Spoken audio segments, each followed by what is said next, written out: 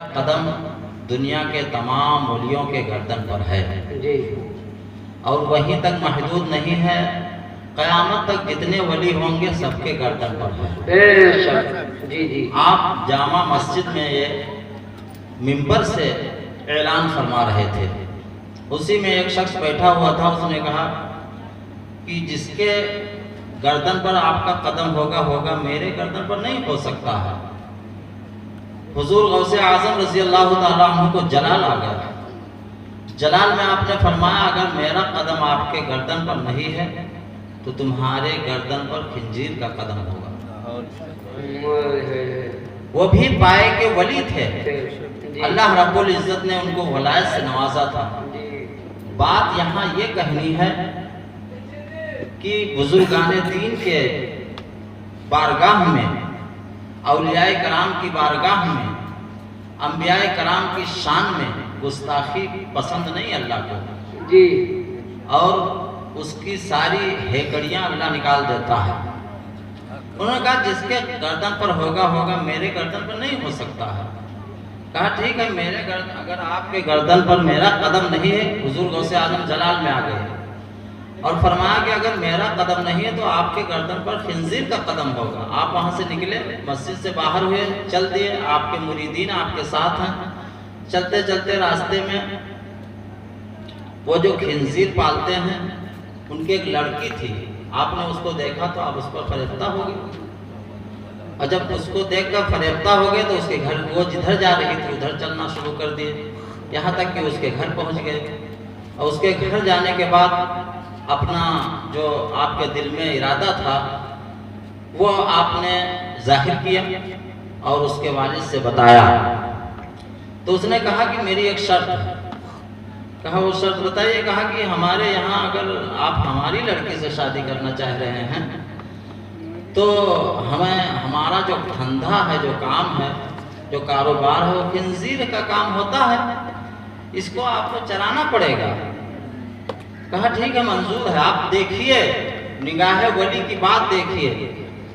غوث اعظم فرما رہے ہیں، وہ سامنے بالکل منظر آ رہا ہے، آپ نے منظور کر لیا اور خنزیر چرانا شروع کر دیا۔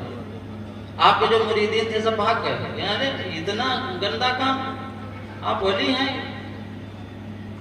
نکل گئے سب۔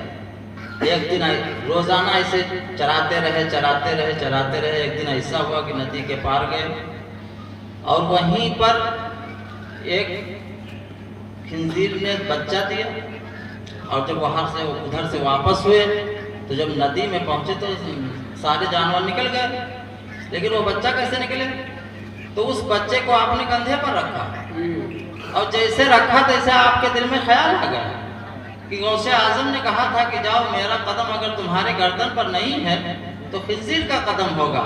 اتنا سوچا، بچے کو پھینکا، اور پھینکنے کے بعد جو دو چار جو مرید آپ کے بچے ہوئے تھے ان سے کہا کہ اب مجھے پھر غوث اعظم کی بارگاہ میں لے چلو، میرے ہاتھ پیر کو رسیوں سے باندھ دو اور میرے چہرے پر سیاہی لگا دو اور مجھے گھسیٹتے ہوئے غوث اعظم کی بارگاہ میں لے چلو۔ جو مرید ان کے بچے ہوئے تھے وہ ان کو پکڑے اور ان کو باندھے، ان کے چہرے پر سیاہی لگائی اور حضور غوث اعظم کی بارگاہ میں لائے۔ حضور غوث اعظم رضی اللہ تعالیٰ عنہ نے دیکھا دور ہی سے تو مسکرانے لگے۔ جب آپ کی بارگاہ میں وہ پہنچے تو آپ کے قدموں پر گر گئے اور عرض کرنے لگے، یا حضور، آپ نے جو کہا تھا وہ سچ ہوا، اب مجھے پھر سے کلمہ پڑھا دیجئے، مسلمان کر دیجئے۔ حضرت غوث اعظم رضی اللہ تعالیٰ عنہ نے پھر سے کلمہ پڑھایا، مسلمان کیا، اور ان کی ولایت بھی چھین لی گئی تھی۔ حضور غوث اعظم نے اللہ سے دعا فرمائی اور پھر سے ولایت ان کو عطا کی گئی۔ یہ ہے مراتب۔ اس لیے ہم مسلمانوں کو چاہیے کہ انبیاء کرام کی شان میں گستاخیاں نہ کریں، اولیاء کرام کی شان میں گستاخیاں نہ کریں۔ یہ گستاخی کا نتیجہ ہے کہ ولایت بھی چھینی جا رہی ہے اور خنزیر کا قدم بھی ان کے اوپر پڑ رہا ہے۔ لیکن آج کچھ مسلمان بھی ایسے ہیں جو رسول اللہ کی شان میں گستاخیاں کرتے ہیں۔ قسم خدا کی مسلمانوں، ان کا چہرہ بدل جائے گا۔ قبر میں ان کا چہرہ بدل جائے گا اور رسول اللہ صلی اللہ علیہ وسلم کے سامنے وہ چہرہ نہیں کر پائیں گے۔ قیامت میں وہ بھاگے پھریں گے رسول اللہ کی بارگاہ، کیونکہ میرے آقا سب کو دیکھ رہے ہیں، سن رہے ہیں، فرما رہے ہیں۔ میرا عقیدہ ہے کہ میرے آقا جو میں بول رہا ہوں سن رہے ہیں، اس لیے میرے آقا صلی اللہ علیہ وسلم دین کے ہادی رہبر اور کائنات کے مرکز عقیدت ہیں۔ ان سے جتنا زیادہ جس کو محبت ہوگی اس کا ایمان کامل ہوگا۔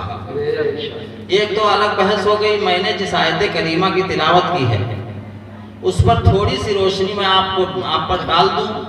علماء حفاظ قرہ بیٹھے ہوئے ہیں بڑی ذمہ داری کے ساتھ، کیونکہ اللہ رب العزت قرآن میں، پورا قرآن اللہ ہی کا کلام ہے۔ قرآن اللہ کا کلام ہے کہ نہیں ہے؟ جی ہے۔